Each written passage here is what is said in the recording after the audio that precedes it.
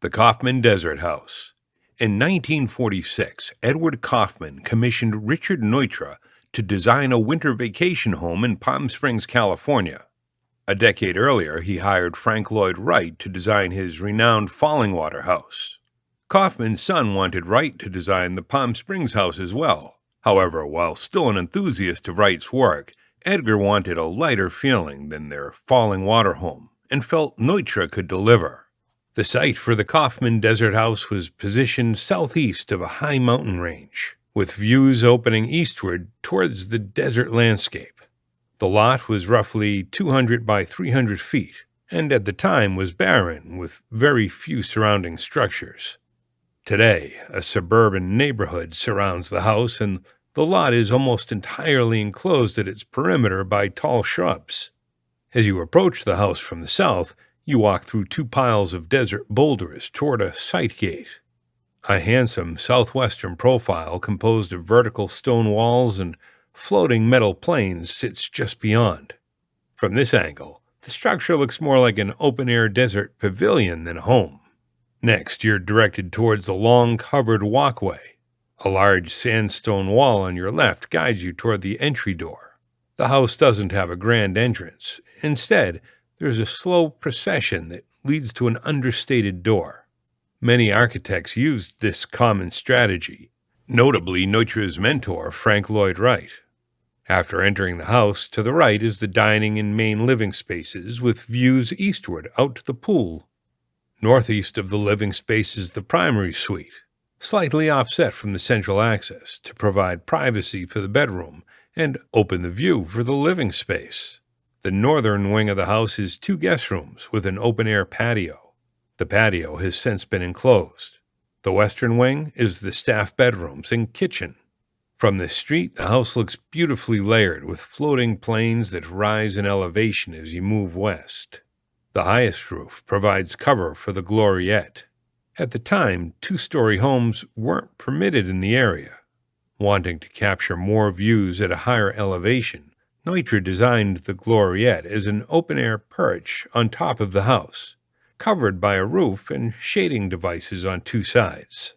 Integrating outdoor living spaces and balconies was a consistent theme in Neutra's past work. The gloriette is accessed through an outdoor flight of stairs that touches down in the central courtyard. The plan of the house is often described as a pinwheel layout. The stone walls radiate out from the center of the plan. The plan leaves spaces for the courtyards on the periphery of the plan, creating a system of privacy appropriate to the specific occupant in the space: hosts, children, guests, servants, etc. The living and bedroom spaces are organized around a circulation system with terraces, courtyards, and walkways that tie the arms back into the central living room and serve as paths, allowing different social groups to interact within the center of the house. Neutra's work is notable for its ability to blur the boundary between inside and outside. In the Kaufmann house, this is done with walls that run from the interior to the exterior, clad in the same stone material. The stone was a buff-colored Utah sandstone, laid in an ashlar pattern. This technique allows the eye to travel from the inside to the outside with minimal interruption, visually connecting the two spaces. Neutra also used a similar floor material on the interior and exterior. As you cross the glass door threshold, you'll not detect a material change. A radiant floor system was installed on the interior and exterior floor slabs. This allowed home inhabitants to walk from the interior to the exterior without sensing a temperature change on the floor. They'd feel as though they were on the same surface, even after crossing the glass line and over to the exterior hardscape slab. The design and construction of the Kaufmann Desert House fell at an exciting point in American history. The war moratoriums were slowly lifted as World War II ended, but relatively strict building regulations remained enforced. Due to the house's high bid price, these regulations nearly cut construction. However, Neutra was able to find his way around the restrictions by breaking ground on the foundation a few days before the official enforcement. The project resulted in a total cost of nearly $300,000, surpassing the current single-family residence average of $40,000. The Kaufmann house's success can't be attributed to the talent of Richard Neutra alone. A portion of the success should be credited to the photographs of the home taken by Julius Schulman. Before the invention and widespread use of photography in the architectural industry, people had to visit buildings to see and experience them. As photography became more available, magazines, publications, and printed media became the primary way people would consume architecture.